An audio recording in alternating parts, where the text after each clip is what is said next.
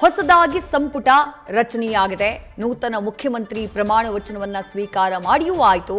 ಆದರೆ ಅಧಿಕಾರ ಸ್ವೀಕರಿಸಿದ ಮೊದಲ ದಿನದಿಂದಾನೇ ಸಂಪುಟದ ಟೆನ್ಷನ್ ಮುಖ್ಯಮಂತ್ರಿ ಡಿಕೆ ಶಿವಕುಮಾರ್ ಅವರನ್ನ ಕಾಡ್ತಾ ಇದೆ. ಅಧಿಕಾರ ಹಸ್ತಾಂತರ ಬಹಳ ಸುಸೂತ್ರವಾಗಿ ನೆರವೇರಿಬಿಟ್ಟು, ಆದ್ರೆ ಸಂಪುಟದಲ್ಲಿ ಖಾತೆ ಹಂಚಿಕೆ ಆಗ್ಬೇಕಲ್ಲ, ಖಾತೆ ಹಂಚಿಕೆಯೇ ದೊಡ್ಡ ಸವಾಲು. ಈ ಹಿಂದೆ ಇದ್ದಂತಹ ಖಾತೆಗಳಿಗೆ ಕೆಲವರು ಕಟ್ಟು ಬಿದ್ದಿದ್ದಾರೆ, ಅದೇ ಖಾತೆ ಬೇಕು ಅಂತ ಹೇಳಿ. ಇನ್ನೂ ಕೆಲ ಹಿರಿಯ ಸಚಿವರು ಇಲ್ಲ, ನಮಗ ಆ ಖಾತೆ ಬೇಡ, ನಮಗೆ ಮತ್ತೊಂದು ಖಾತೆಯನ್ನ ಕೊಡಿ ಅನ್ನುವಂತಹ ಬೇಡಿಕೆಯನ್ನ ಇಟ್ಟಿದ್ದಾರೆ. ಈ ಖಾತೆ ಹಂಚಿಕೆಯ ಗೊಂದಲ ಬೆಳಗ್ಗೆಯಿಂದ ಸಂಜೆಯವರೆಗೂ ಕೂಡ ಮುಂದುವರೆದಿದೆ. ಆದ್ರೆ ಪರಿಹಾರ ಮಾತ್ರ ಸಿಕ್ಕಿಲ್ಲ.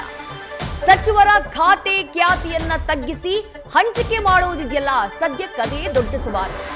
ಯಾರಿಗೆ ಯಾವ ಖಾತೆ ಕೊಡಬೇಕು ಅನ್ನೋದೇ ಸದ್ಯಕ್ಕಿರುವಂತಹ ಟೆನ್ಷನ್ ಡಿಕೆ ಶಿವಕುಮಾರ್ ಅವರಿಗೆ. ಖಾಲಿ ಇರುವಂತಹ 20 ಸ್ಥಾನಕ್ಕೆ 50 ಆಕಾಂಕ್ಷಿಗಳಿದ್ದಾರೆ. ಸಂಪುಟದ ವಿಸ್ತರಣೆ ಅದು ಮತ್ತೊಂದು ರೀತಿಯಾದಂತಹ ಟೆನ್ಷನ್. ಅದನ್ನ ಯಾವಾಗ ಮಾಡ್ತಾರೋ ಗೊತ್ತಿಲ್ಲ. ಕೆಲವರಂದ್ರು 1 ವಾರದ ನಂತರ ಮಾಡಬಹುದು. ರಾಮಲಿಂಗಾರೆಡ್ಡಿ ಅವರೇ ಮಾತನಾಡುವಂತಹ ಟೈಮಲ್ಲಿ ಹೇಳಿದ್ರು ನ್ಯೂಸ್ ಫಸ್ಟ್ಗೆ 1 ವಾರದ ನಂತರದಲ್ಲಿ ಮಾಡಬಹುದು ಅಂತ ಹೇಳಿ.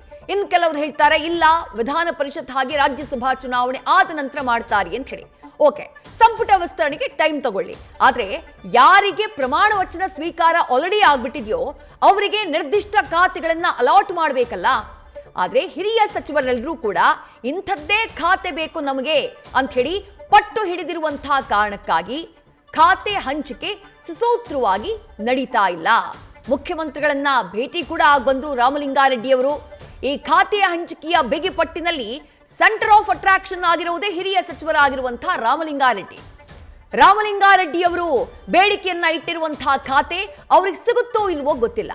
ಆ ವಿಚಾರವಾಗಿ ಡಿಕೆ ಶಿವಕುಮಾರ್ ಅವರು ಇಕ್ಕಟ್ಟಿಗೆ ಸಿಕ್ಕಾಕೊಂಡಿದ್ದಾರೆ ಅಂತ ಹೇಳಲಾಗ್ತಾ ಇದೆ. ನ್ಯೂಸ್ ಫಸ್ಟ್ ನಿರ್ಭೀತಿಯಿಂದ ನಿಮ್ಮ ಪರವಾಗಿ.